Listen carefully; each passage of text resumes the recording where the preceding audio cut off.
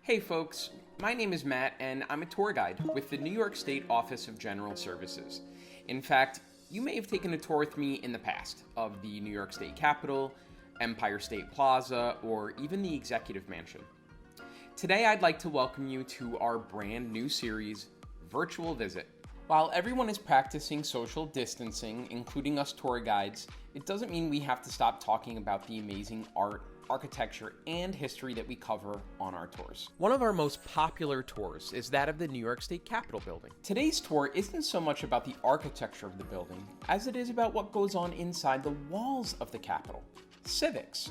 So what is civics anyway? It comes from the Latin word civilis, which was the word used to designate a citizen of ancient Rome. Today, the word civics is used to describe the rights and duties of citizenship as it relates to law. Laws are kind of a big deal and have been around since the beginning of civilization. They help establish standards, maintain order, resolve disputes, and for all of us here in America, protect our rights and liberties. In our country, laws go back hundreds of years, and because of that, there are still some laws on the books that we'd find pretty funny today. For instance, did you know that it's against the law to carry an ice cream cone in your pocket on Sundays? Or that flirting in public could get you fined $25? How about needing a license in order to hang your clothes on a clothesline? There's even a law stating that slippers are not to be worn after 10 p.m. in public. Now, to be fair, all of these laws were passed a long time ago. But my oh my, how times have changed. A few of the laws that we're more familiar with today include things like wearing a helmet while riding a bike or buckling up a seatbelt while in a car. Now, we all know laws like these are safety requirements that all citizens must follow. But where and how are laws like these created in New York State? Let me break it down for you.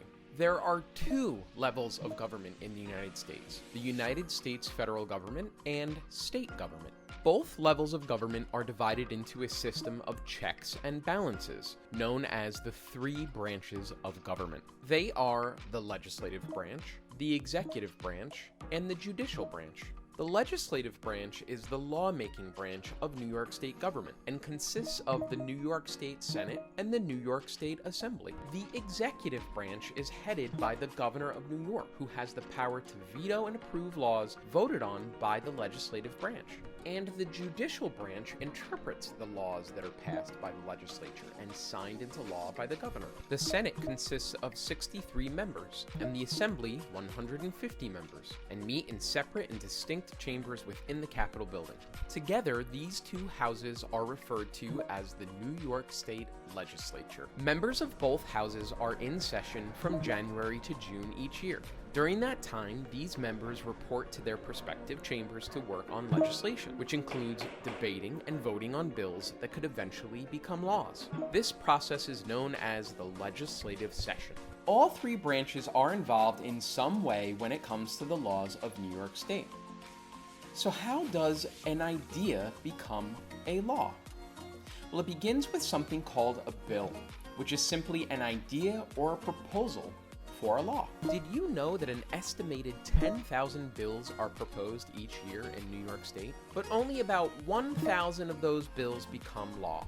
Now, for many of us, the idea of being part of the legislative process can seem overwhelming.